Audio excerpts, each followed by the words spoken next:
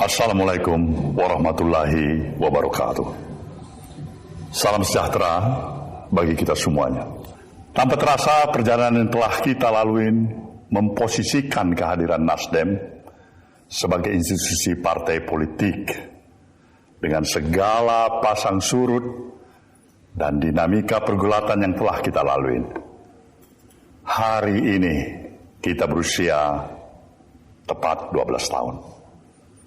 Untuk itulah saya ingin menyapa pada saudara, para kader Nasdem, dimanapun saudara berada, bahwasanya gelora dan semangat perjuangan yang kita miliki di dalam membawa misi besar dan mulia, yaitu gerakan perubahan untuk merestorasi Indonesia adalah suatu perjuangan yang tidak boleh berhenti disebabkan oleh satu dan lain hal. Apalagi ketika ada upaya yang memaksakan kita untuk meninggalkan komitmen dan misi idealisme kita untuk berubah. Hingga kita tidak lagi berpegang pada jati diri yang kita miliki. Sebagai satu institusi partai politik yang tentunya ingin membangun dan mempertahankan sistem dan values yang tetap harus mendapatkan tempat dan kehormatan dari berbagai dialektika dan romantika perjalanan kehidupan kebangsaan yang kita jalankan. Inilah sebenarnya yang perlu kita pahamin bersama. Nasdem bukan hanya lahir dan memakai label sebagai institusi partai politik yang hanya terjebak pada pragmatisme kekuasaan untuk kekuasaan yang lebih hebat. Tapi di atas semuanya itu, kita tetap harus bisa menjaga ruang idealisme kita sebagai satu values yang berulang kali saya katakan dimanapun saudara berada, bahwasanya profesionalisme yang kita miliki harus tetap terikat pada nilai-nilai moralitas. Kita memperkenalkan gaya politik yang baru di tengah-tengah cibiran bahkan yang dihadapkan pada kita. Ketika kita memperkenalkan politik tanpa mahar sebagai satu bagian konsistensi dan sumbangsi yang ingin kita berikan dalam upaya mempertahankan nilai dan values dari apa yang kita katakan sebuah moralitas dari satu interaksi kehidupan keseharian kita. Demikian juga ketika kita ingin menjaga kebebasan ruang berpikir kita, berpikir secara bebas tanpa ada hambatan atas dasar kepentingan apapun, agar kita tidak terjebak pada pragmatisme kekuasaan. Kita mempunyai satu keyakinan bahwasanya pemikiran-pemikiran yang kita lakukan sebagai sebuah gerakan. Nah, inilah yang saya maksudkan dengan sebuah gerakan yang kita beri nama gerakan perubahan.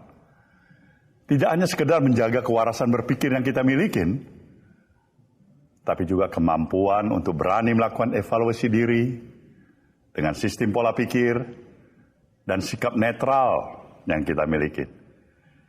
Hingga bisa menemukan suatu budaya baru kembali untuk menjaga azas kepantasan, azas kepatutan dari sebuah sistem nilai bermasyarakat. Hari ini, kehidupan perjalanan berbangsa dan bernegara sedang mengalami dinamika, pasang surut yang menguras energi kita semuanya. Akan tetapi selalu yang harus kita ingat dan dipegang dengan erat adalah komitmen atas proklamasi yang kita miliki sebagai suatu negara. Dan inilah bagian dari tugas sejarah untuk terus melakukan jihad kebangsaan yang akan memisahkan mana yang baik dan mana yang buruk bagi negara kesatuan Republik Indonesia. Janji suci yang diikrarkan oleh para pendiri bangsa tentang negara ini adalah negara republik.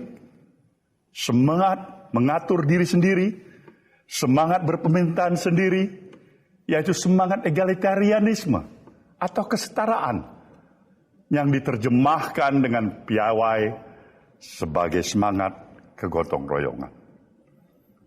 Di atas fondasi semangat itulah kita tidak menempatkan hak individu atau golongan di atas kewajiban konstitusional. Dalam tahap yang lebih lanjut, hak-hak individu harus selalu berada dalam koridor menjaga kehidupan bersama untuk tidak menjadi sakit.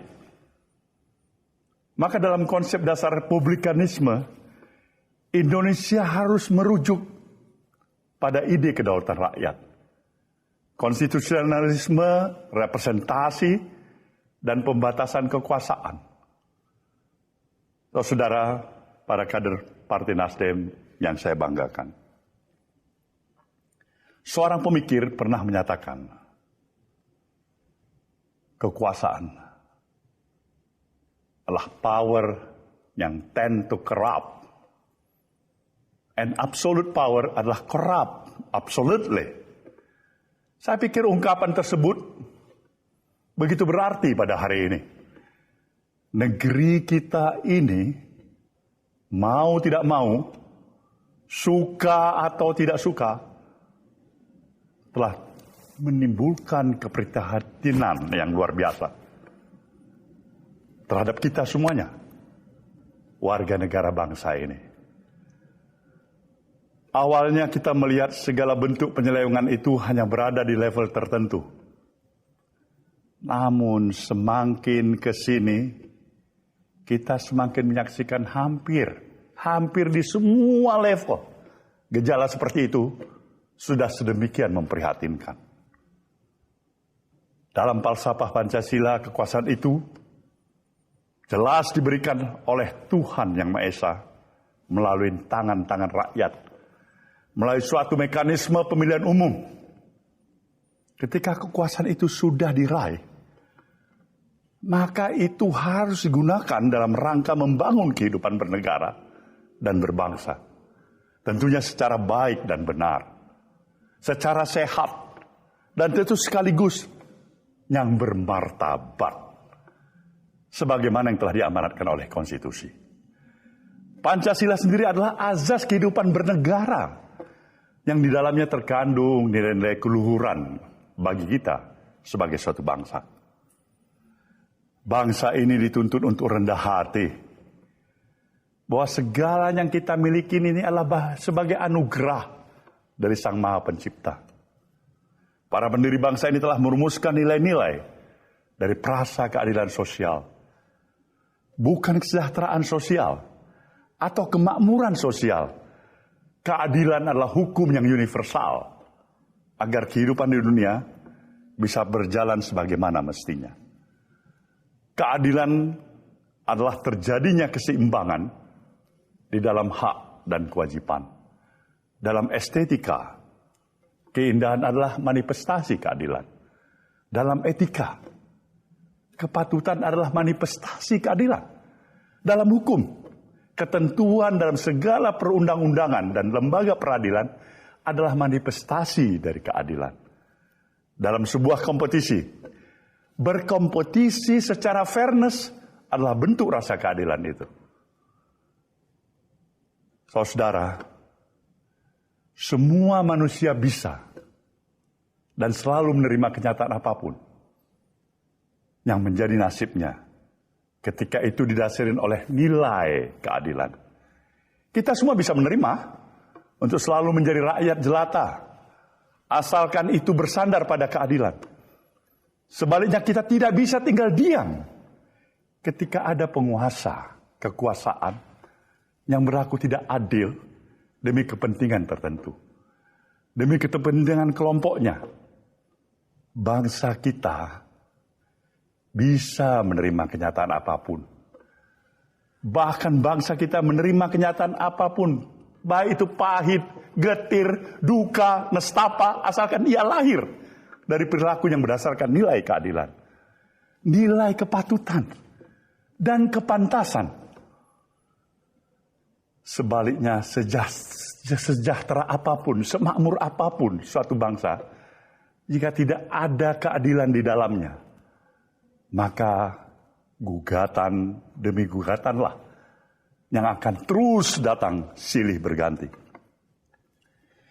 Keadilan adalah rasa. Keadilan adalah spiritualisme. Keadilan adalah nilai yang senantiasa membimbing manusia pada hidup yang sesuai dengan sunatullah. Itulah mengapa di dalam negeri yang makmur dan sejahtera tetap ada lembaga peradilan itu. Itu karena keadilan bukan hanya tentang kemakmuran dan kesejahteraan saja. Para kader Nasdem yang saya banggakan, dalam situasi yang krisis, akan selalu ada sesuatu yang melahirkan jiwa-jiwa yang rapuh, tanpa pijakan yang kuat, sehingga muncul semangat oportunisme, coba-coba mencari untung di tengah-tengah merosotnya pamor dan kepercayaan kepada lembaga-lembaga negara. Mereka bahkan biasanya adalah orang-orang yang terdidik, yang terpelajar, dengan berbagai keistimewaan yang melekat pada dirinya. Bukannya menyodorkan jiwa dan raganya untuk kemaslahatan publik, mereka malah menggadaikan kemaslahatan publik untuk keselamatan jiwa dan raganya seorang. Kepakaran dan saluran yang dimilikinya dalam kehidupan bernegara memberikannya dua pilihan. Pertama, menyelamatkan. Dan yang kedua, memanfaatkan. Sayang 1000 kali sayang. Pilihan pertama adalah jalan sunyi, yang jarang diambil sebagai pilihan pertama dan tentunya yang utama. Yang kedua adalah jalan yang gemerlap, penuh keistimewaan. Disinilah janji-janji kejayaan sebagai pribadi dihelatkan. Maka hari-hari ini, kita melihat betapa banyaknya upaya membawa negara dan aparaturnya melayani kepentingan pribadi dan golongan. Upaya membawa negara dan aparaturnya kepada kepentingan praktis macam itu telah melahirkan social distrust, ketidakpercayaan sosial, ketidakpercayaan rakyat pada negara. Kritik kemudian muncul dalam bentuk sinisme dan cemoohan yang sudah sangat kasar sebagai bangsa yang beradab. Tentu negara mengalami penurunan derajat kewibawaan pada tingkatan yang paling rendah. Rakyat mengalami kesulitan menempatkan kepercayaannya kepada siapa. Maka hari-hari ini akan mudah sekali kita menemui rakyat yang merasa cukup dapat memerintah dirinya sendiri.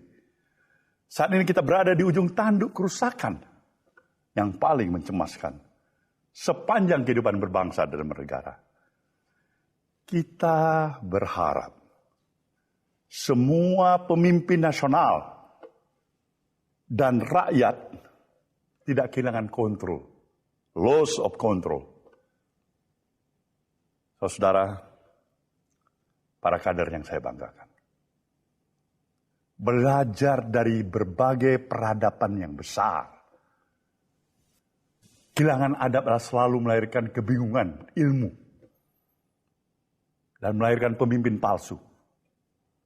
Seorang pemimpin dengan begitu bukanlah mereka yang dipuja saat cemerlang dan dihujat saat redup. Seorang pemimpin adalah otentitas dalam kerelaannya untuk mengorbankan dirinya dalam mencapai keadilan dan kemakmuran bagi rakyatnya. Pemimpin adalah mereka yang akan menggenggam konstitusi lebih erat dibandingkan ikatan paling primer dalam dirinya. Kesejatian ini hanya akan terlihat dalam ujian menghadapi masa-masa menentukan. Masa-masa yang dalam bahasa Bung Karno ya, selalu ditegaskan, ya, very, very close. Masa-masa yang berbahaya sebagai bangsa. Pertarungan besar sedang terjadi karena 1-2 kelompok akunturir yang siap mencadangkan kepentingan rakyat untuk sekedar meraih kekuasaan. Kita sebagai bangsa tentu menginginkan yang terbaik bagi kelanjutan perjalanan kita ke depan. Meskipun masa-masa ujian pasti ada, Tapi semangat kebangsaan adalah nalar yang harus dijaga sepanjang hayat kita masih dikandung badan. Kita tidak bisa melihat saat ini sekian banyak maling yang teriak maling. Sekian banyak pula yang telah menjadi musang berbulu ayam. Kita berada pada compang-campingnya etika dalam kehidupan berbangsa. Kita sedang menyaksikan ciri-ciri kemunafikan bekerja. Mereka yang berusaha menghindari suatu kejahatan dengan melangkah menuju kejahatan lain yang berlawanan. Saya kutip satu pesan dari Bung Adam Malik dalam In the Service of Republic. Dalam permainan ini, cepat atau lambat, semua orang harus pergi. Penguasa akan hilir mudik berganti. Politisi pun demikian juga. Namun, negarawan akan selalu berada dan hidup di tengah-tengah rakyat dan bangsanya. Kita selalu ingat pesan khusus pada pemimpin-pemimpin kita terdahulu untuk selalu mendem jero mikul dur, mengubur dalam-dalam, memikul tinggi-tinggi.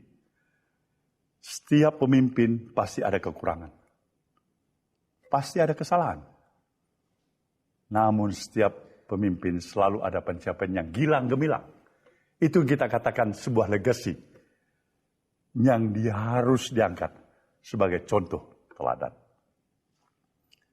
Satu ujian penting dalam hidup berbangsa dan bernegara bukanlah apakah akan muncul tokoh-tokoh sekaliber para pendahulu kita, tetapi melainkan apakah pemimpin formal atau informal, yang terutama organisasi kemasyarakatan, organisasi termasuk partai-partai politik, berani bertindak untuk mencegah kerusakan yang terjadi pada bangsa dan negara. Republik ini membutuhkan keberanian untuk tetap waras dalam berpolitik, untuk tetap selalu memegang prinsip-prinsip dalam konstitusi. Tidak ada kekuasaan besar maupun kecil yang pernah diizinkan bertakhta terus-menerus sepanjang zaman. Sejarah telah menyampaikan kepada kita bahwa berapa besar pun kekuasaan seorang manusia, di satu waktu dia akan berakhir juga. Oleh karena itu, nasihat dan filosofis Jawa menyebutkan eling lan waspodo. Kita dituntut untuk senantiasa waspada agar tidak mudah tergiur oleh segala godaan. Sesaat ketika kita tengah berkuasa, kontrol diri. Jangan sampai lewatin batas yang merugikan orang lain. Ingatlah pula pepatah tentang apa yang akan ditinggalkan oleh seorang manusia. Bukan gading, bukan belang, melainkan nama baik yang akan ditinggalkan dari seorang manusia. Terlebih ketika dia pernah menjadi penguasa. Saudara, para kader yang saya banggakan, sebagai institusi partai, tentunya Nasdem dalam hal ini akan menjadi bahagian yang terus berikhtiar dalam menjaga nalar republikanisme di negara kesatuan Republik Indonesia. Untuk terus meneguhkan semangat perubahan dalam diri kita sebagai satu institusi partai politik. Tidak hanya sekedar terjebak pada nilai-nilai pragmatisme semata-mata. Kita bukan hanya berbicara. Kita menginginkan sebuah tindakan dan kerja-kerja nyata sebagai satu kesatuan gerakan perubahan.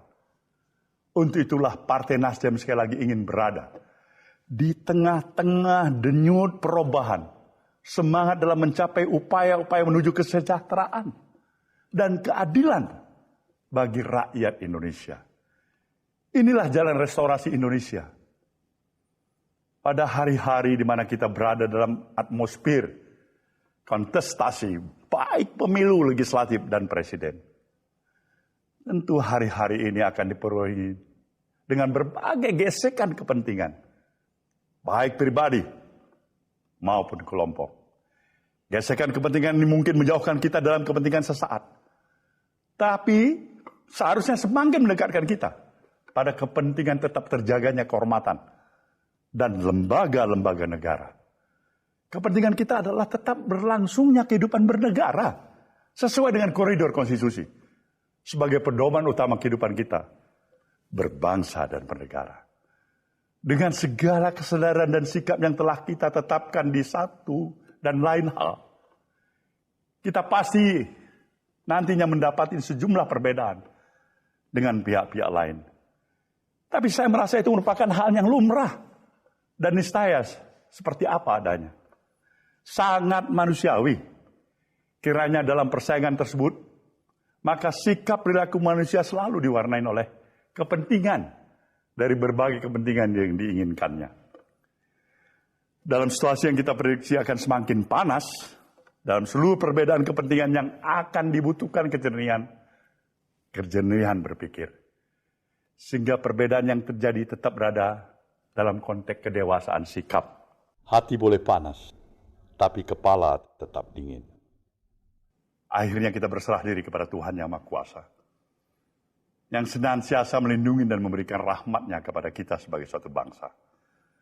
Saya yakin dan percaya, dengan seluruh bangun kesadaran yang kita miliki, dengan hati dan nurani yang masih ada pada kita, di bawah kepemimpinan para pemimpin negeri ini, untuk memulai dengan satu keyakinan dan tekad, menempatkan kepentingan nasional di atas kepentingan segalanya. Semoga Tuhan memberikan ridho-Nya kepada kita semuanya. Dirgahayu Partai Nasdem, jayalah Indonesia. Wassalamualaikum warahmatullahi wabarakatuh.